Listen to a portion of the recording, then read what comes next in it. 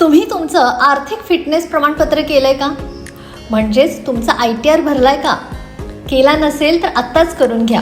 भविष्यातली वेळ चांगली यायची असेल तर आत्ताच वेळेवर ITR भरून घ्या आमच्याकडून.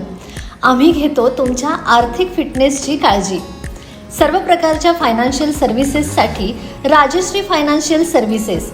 संपर्क 90 96 21 98 95 आणि 95 79 60 68 07.